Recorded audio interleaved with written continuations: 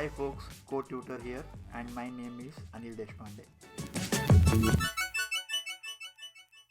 Welcome to another video on CodeTutor, and we will continue with Android CICD series. In the earlier video, we have seen how to set up a secret for a simple Android application as a part of GitHub Actions. And we also saw how to create a build via GitHub Actions workflow. In this video, we will pretty much do the same thing, but we will increase the complexity that what we are trying to achieve. That basically means we are now talking about creating a workflow for an Android application that can have multiple backends, multiple flavors, which basically means dealing with building multiple build variants. What do I mean by that? Let's have a look at this Android code base, which some of you who have been following this series since the beginning have already seen. So let me run the application and show you how it looks as of now. This is how it looks. It basically shows all the information about the version code, build type, base URL, and diagnostics. And we have almost around 12 build types here. In this application, we have 2 build types, 3 environments, and 2 product flavors. That basically means 12 build variants. This is how that 12 build variant matrix actually looks like. Now we have to basically talk about how to manage the secrets for all these build variants. Let's talk about the kind of secrets that we would need. We need a release signing key for the App Store. This is the very first secret. We need a backend token, some kind of a API key to keep it simple, and we have an add module to show the ads. So we would need a ads SDK key. Then finally, most likely a analytics key. So it's 4 secrets, 12 variants. Does that mean we have to manage 48 secrets? So no need to panic. We can reduce this to the absolute bare minimum. We need to classify and categorize the absolute bare minimum builds that we need, and that will dictate the number of secrets that we need. So instead of all 12 secrets, we can basically reduce it to only 6. This is how it is done. We have already done it in one of the earlier videos, and if I just sync now, the real number of actual build variants that we actually need are only 6. So that already brought down the overall number of build variants from 12 to 6. Now, based on that, we need 7 secrets, not 48 really. 7 secrets we can live with, and it is manageable.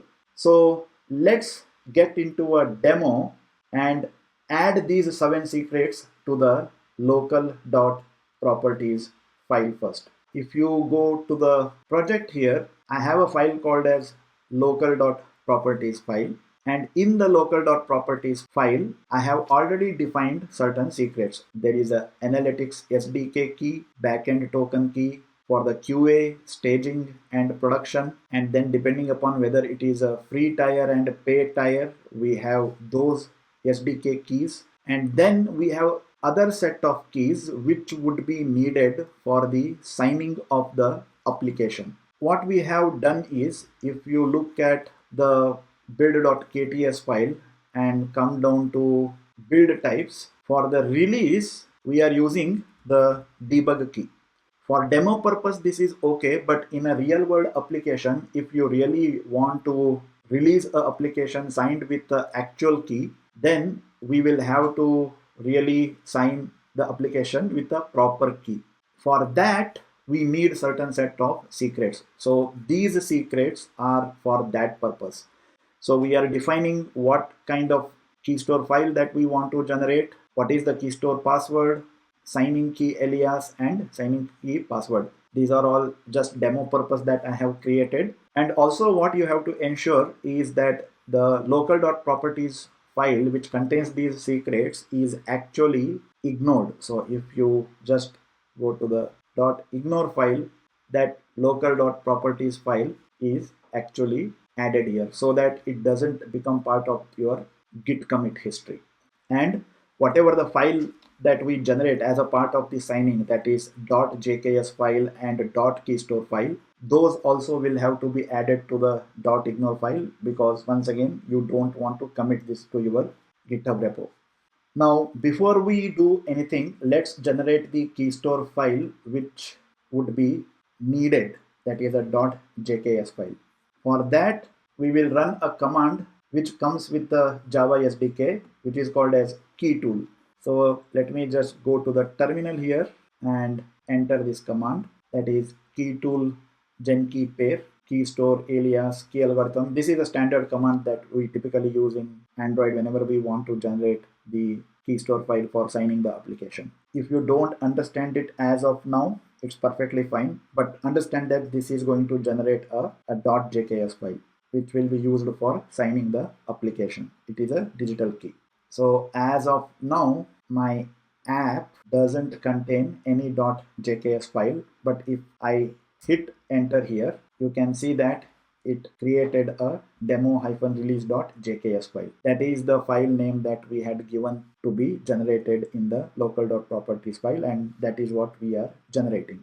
Now we have to access all the keys from the local.properties file in the build.gradle.kts file, and we have to start modifying this to get everything configured properly. So first thing is, we need some utility methods or functions that we will reuse. Let's write a function which loads the properties from the local.properties file into the properties.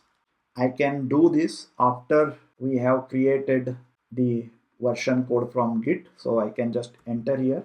This is a function which loads the local properties from the local.properties file.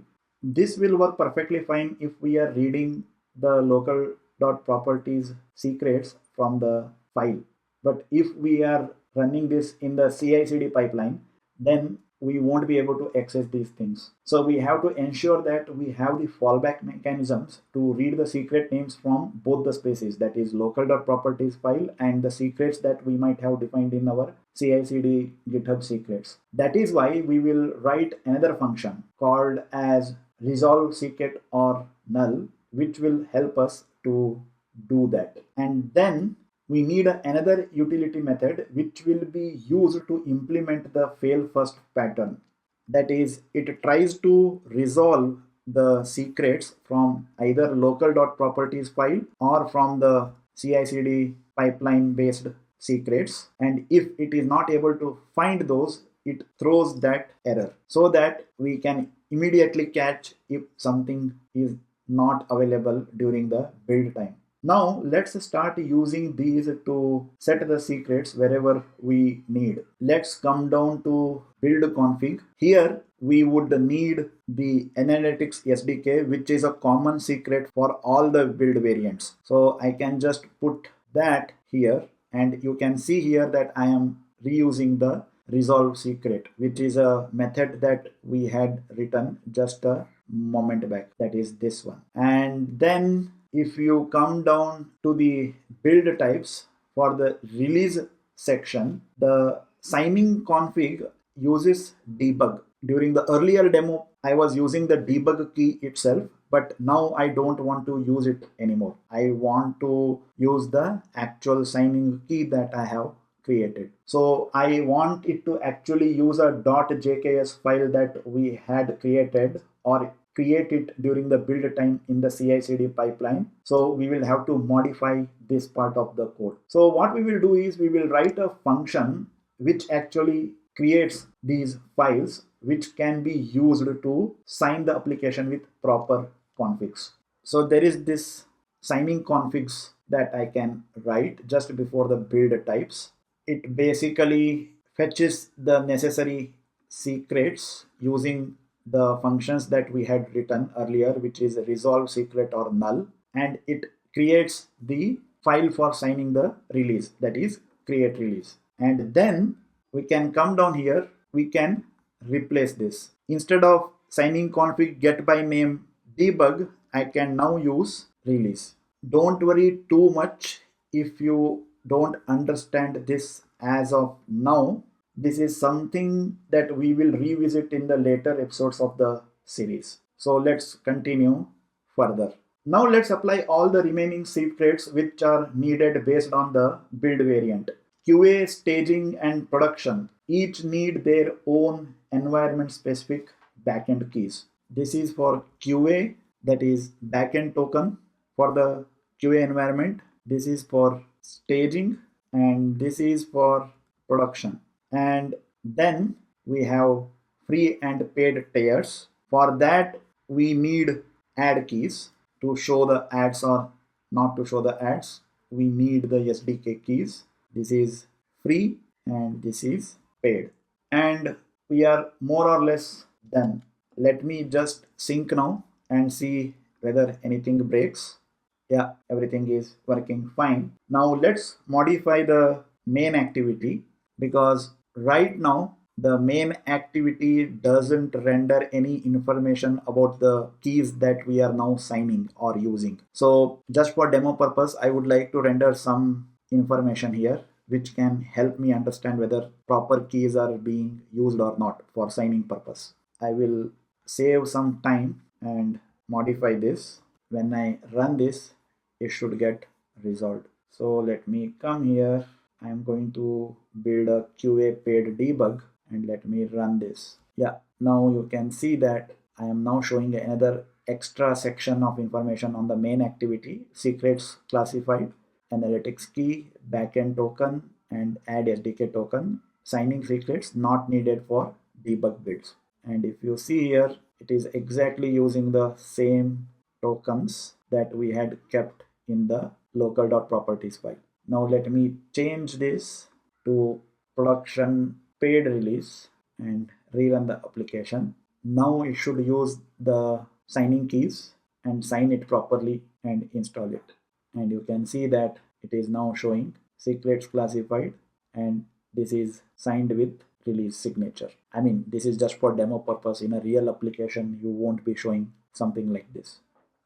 So locally, it is working fine. Now we have to replicate this in the CI/CD pipeline so that it works there as well. We shall see that in the next video. Brings us to the end of this particular video. Don't forget to like, comment, share the video and subscribe to the channel. Take care. Bye.